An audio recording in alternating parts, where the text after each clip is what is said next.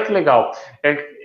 Eu decidi fazer uma carteira recomendada, que eu não estava contente com aquele modelo que tem no mercado, que é todo mês eu mudo a carteira recomendada, se tem coisa ruim eu jogo para debaixo do tapete, se tem coisa boa, eu vou lá e falo daquela coisa boa.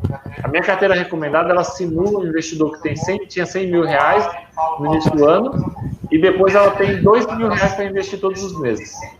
Então isso dá muita educação financeira para o assinante. Ó o Rui aí de volta. Ó o Ruizinho aí. Fala, Rui. Fala, Rui. Fala, Rui. Não tem jeito, não está escutando mesmo. Não está escutando, né? Ô, Rui. Eu não estou escutando, mas boa noite para o Rodrigo, boa noite para o Will. Eu vou botar um delay aqui. Eu vou fazer a pergunta. Faça a pergunta que vale. Depois eu saio. Tá, pode fazer, por favor.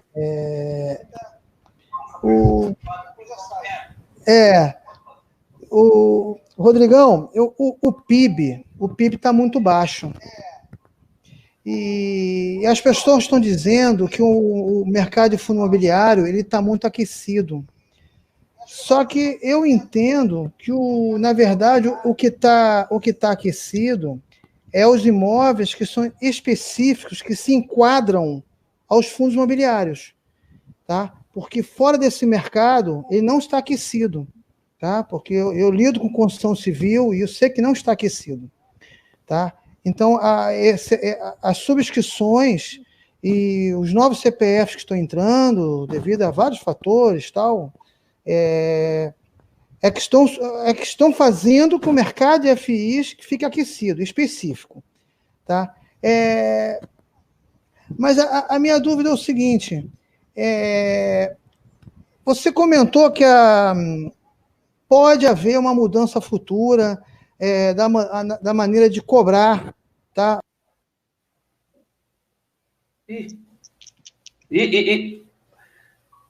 Cortou. Tá sem som. Tá. Ele ia fazer a pergunta em 1 milhão. E aí, morreu bem na hora da pergunta? Escreve aqui, vai. Escreve aqui. Olha lá. Ele vai escrever. Daí eu passo para você. Mas Deixa eu só fazer um comentário, Will, sobre o que ele falou, tá? Que é bem pertinente a questão do que ele falou, não só da questão do PIB, do aquecimento, né? Que ele disse, o mercado está aquecido para os fundos imobiliários, porque para a construção civil não está. E não está mesmo. A construção civil, nós acompanhamos empresas de capital aberto, só quem está explorando Minha Casa Minha Vida realmente está, de certa forma, mais aquecida. Tá? Mas a questão não é assim. A Bolsa de Valores, e aí vem um pouco dessa nossa experiência, a Bolsa de Valores vive de expectativa.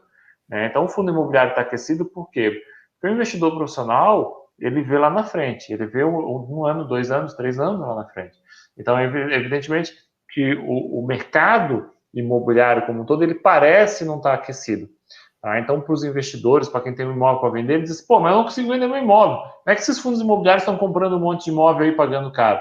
E não é bem assim, acho que é a ideia, né? A grande ideia dessa questão que ele pôs é conseguir vislumbrar isso. A prova disso é que quando fundos imobiliários de shopping tentam comprar shoppings, os cotistas, os acionistas do shopping compram antes do fundo imobiliário, eles exercem seu direito de preferência.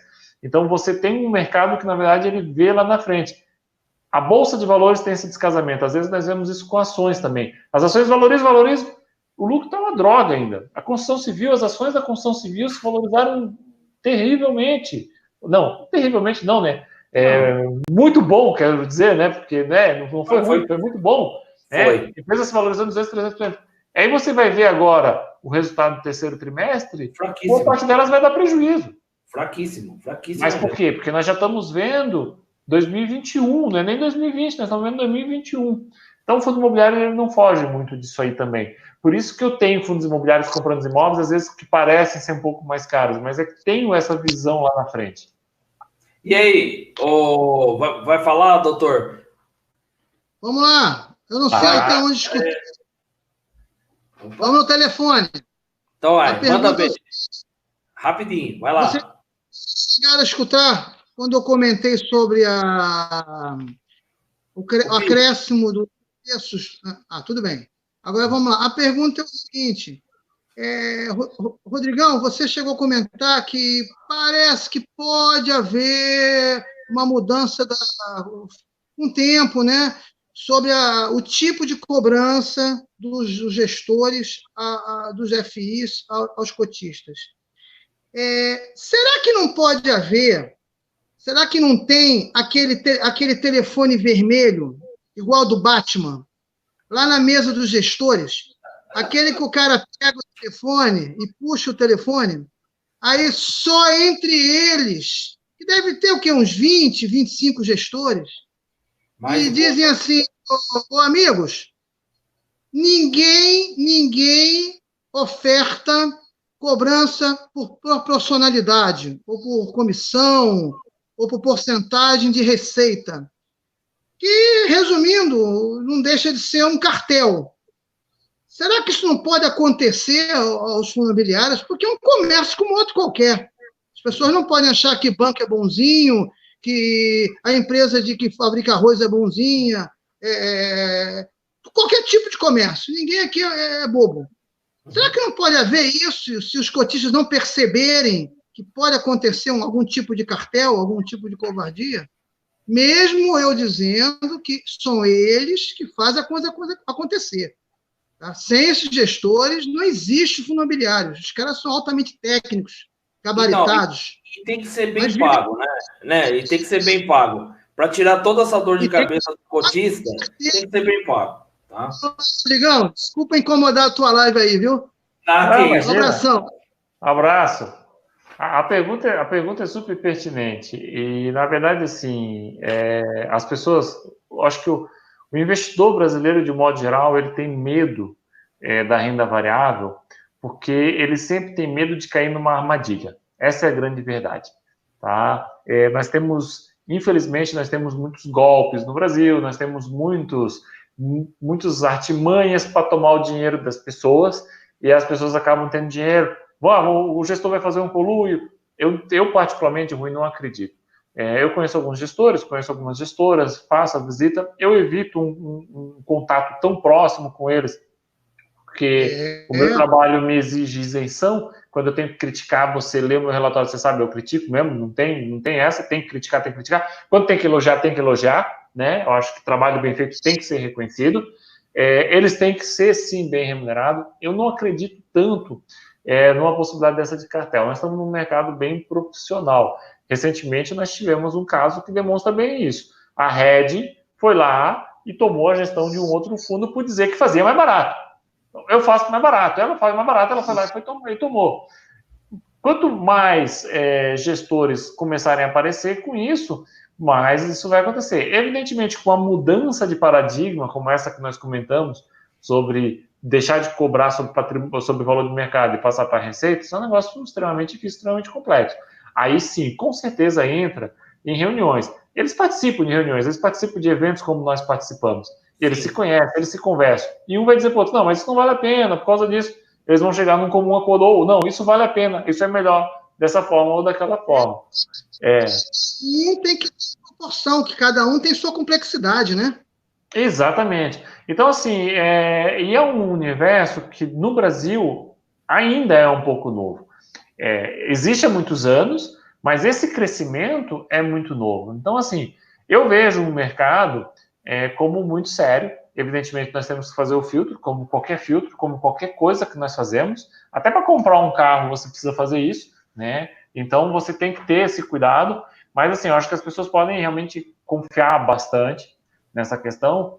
Mas, claro, que mudanças grandes de paradigmas com certeza passa por reuniões internas entre os vários gestores que vão se encontrando nos vários eventos que vão ocorrendo, e aí eles vão decidindo.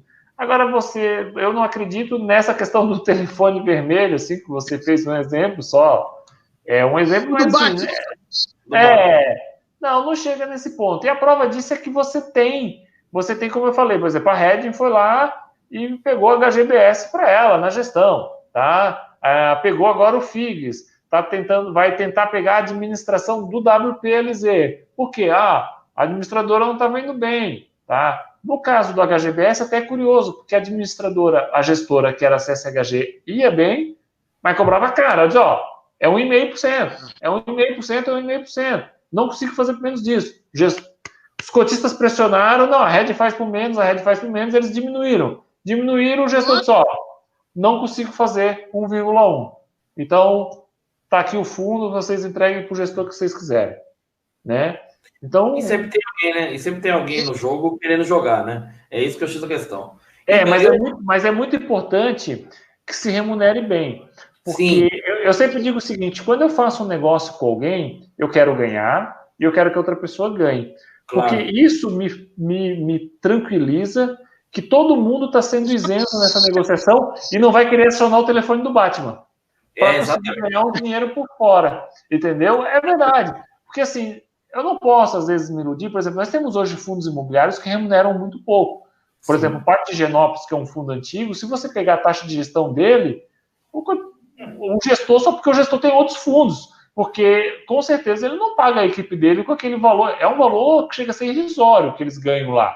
Exatamente. Tá? Então eu tenho que ter isso, tipo, ninguém está lá para nos dar presente. Mas, como eu estava dizendo, Rodrigo, você veio indagando, e o Rui também, eu acho muito importante. Eu vejo, a grosso modo, que algumas coisas dos rates norte-americanos têm que vir, assim, a toque de caixa para o Brasil, numa profissionalização dos fundos imobiliários. E talvez, né, com os fundos imobiliários virando realmente empresas, né, como é nos Estados Unidos, e trazendo também, como você disse, que aqui no Brasil tem algumas coisas que são mais difíceis, com um nível de alavancagem e outras coisas mais, que beneficiam esses rates nos Estados Unidos, isso pode ser trazido para o Brasil também. Pode ser que daqui meia década a gente esteja vislumbrando esse cenário, né? Mas a gente precisa, sim, de uma atualização profunda nos fundos imobiliários. Acho que nós chegamos numa pauta, assim, porque a gente está vendo, mais ou menos um supermercado que não tem todos os itens, e tem muita gente entrando nesse supermercado para comprar. Eu vejo o fundo imobiliário assim, muita gente entrando sem saber o que vai comprar, e o dono do supermercado sabendo que ele não tem tudo para oferecer, sabe? Como eu vejo hoje, assim, os fundos imobiliários. Ele é tão precoce quanto os cotistas que entram nele, tá? Por isso que precisa das emissões, viu? Exatamente. Por isso que quando as pessoas dizem assim, mas a emissão... Tem que ter emissão. Tem que ter emissão, porque se eu não tiver emissão, essas pessoas não vão conseguir entrar sem precificar mal esse produto. Vão ter emissões que vão ser ruins, é óbvio. Tudo funciona assim no universo. Tem coisas boas e tem coisas ruins. Até porque senão eu não ia ter trabalho, né? Se tudo fosse bom, o que eu ia fazer na minha vida? Não vira. Mas assim, é isso que eu quero dizer. Agora, a questão da atualização que você falou, deixa eu só fazer um parênteses, porque assim, eu não vejo tão dessa forma, tá?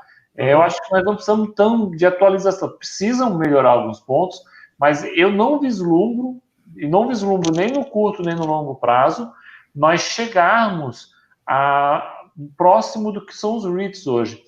Cada país, quando você começa a estudar, eu ainda quero me aprofundar muito ao longo do tempo nos outros países, mas cada país adotou um modelo que se adaptava à sua realidade. Então, o que acontece? Os Estados Unidos têm esse modelo de REIT, que não dá para dizer que é uma empresa, mas é como se fosse um fundo imobiliário que funciona como uma empresa, né? A própria sigla significa isso. O fundo imobiliário no Brasil, ele traz uma outra conotação, ele tem esse nosso formato, tá? Mas, por exemplo, quando você parte para o México tem uma coisa que eles chamam de fibra, tá? Que é o fundo imobiliário deles, que tem um outro modelo, e é um modelo muito bacana, em que você subscreve as suas cotas colocando o seu imóvel. Olha que legal. Interessante. Você entendeu? E é um negócio super interessante, porque você pega hoje um investidor que tem vários imóveis, e ele não quer vender, porque se ele vender, ele tem que pagar imposto de renda. Então, e aí ele subscreve com os imóveis dele. Então, assim, é um modelo muito, muito interessante. No Brasil, eu tenho uma forma de fazer, mas ela é muito complexa, tem que ser um grande investidor. Lá, não. Então, assim, cada país achou um modelo que se adaptasse à sua realidade. No Brasil, eu acho que este é o modelo. Rodrigo, o modelo então é este. Você está me dizendo que nós estamos dançando conforme a música no Brasil, é isso? Conforme o nosso consumidor, que é o nosso cotista, a gente está dançando conforme a música. A gente não pode dançar um rock, sendo que o nosso cotista ainda está em passos, né, muito lentos, né, devido à educação financeira que a gente bate de novo, a falta de conhecimento, né, para não espantar e sim trazer ele definitivamente para o lado de cotista, para ser um cotista, para realmente perdurar no mercado de fundos imobiliários, né? Exato. E não é só o cotista, eu acho que é o nosso universo de finanças. Sim. Eu tive em São Paulo num evento, tá? Eu agora não vou lembrar muito bem de cabeça, mas o palestrante era um palestrante sobre o REITs dos Estados Unidos. Ele deu um dado de que a quantidade de galpões logísticas no Brasil equivalia a mais ou menos metade dos galpões logísticos de Chicago. Tem noção do que é isso? Você é louco. Você falou que um rate pega todo o mercado do fundo imobiliário brasileiro? Então, assim, exato. Então, nós temos um mercado que se adaptou à nossa realidade. Nós temos que ver. Eu escuto muito, Will, assim, nós temos que bater na tecla da educação financeira. Eu escuto muita gente dizendo assim, nossa, o mercado de bolsa tem muito pouca gente, só tem 1,5 milhão. Eu digo o seguinte, tem muita gente já. É um grande sucesso. Por quê? Porque nós somos um país, tá, que 12 milhões de pessoas estão desempregadas. Nós temos depois mais ou menos 20 milhões de pessoas que são as chamadas desalentadas, aquelas que já desistiram até de procurar emprego. Nós temos 50 milhões de pessoas que vivem de Bolsa Família. Verdade. Você achar que nós vamos ter 50 milhões de pessoas na Bolsa... Isso é utopia. Isso é utopia. Entendeu? Metade da população hoje, ela subsiste na Terra. Entendeu? Exatamente. A população brasileira subsiste. Entendeu? Só isso. Mais precário do que investidor, infelizmente. Exato. E assim... o Brasil vai ter que mudar muito a forma de fazer economia para que essas pessoas realmente consigam ter recursos e consigam investir na Bolsa. Eu acho sim, temos muito a evoluir, temos muito espaço para investidores novos entrarem, nós sabemos que as pessoas estão em pequenos investimentos, em bancos e tudo mais, mas assim, não dá para nós nos compararmos com uma realidade de Estados Unidos e Europa. Não mesmo. Eu concordo com você. É que eu sou entusiasta, né, cara? Muito, porque a gente sabe que é bom para todo mundo. É lógico, se nós tivéssemos um mercado tão equalizado, tão atualizado como nos Estados Unidos, uma realidade totalmente diferente, como você mesmo frisou, realmente, eu sou entusiasta. Mas quem sabe, daqui uma década, 2 décadas, nós temos um mercado um pouco melhor, né, Rodrigo? Quem sabe, com certeza. Rodrigo, Oi? Fala, Rui. Eu vou me despedir, que fiquei muito orgulhoso de conversar com o Rodrigo. Eu só queria completar aqui que em Portugal o nome deles lá vai ser SIGs. Isso. E na Espanha Socimis. Isso. Socimis. E essa Anabela Santos, ela é um espetáculo, hein? É um espetáculo. Vale a pena, Will. Eu vou ver se eu pego o contato com o Rodrigo, se o Rodrigo tiver, claro. A Anabela... Tem muitos artigos dela. Ela não, realmente, excepcional. O Rodrigo agora, irmão... Abraço, Rui. Até mais, meu irmão. Deus abençoe.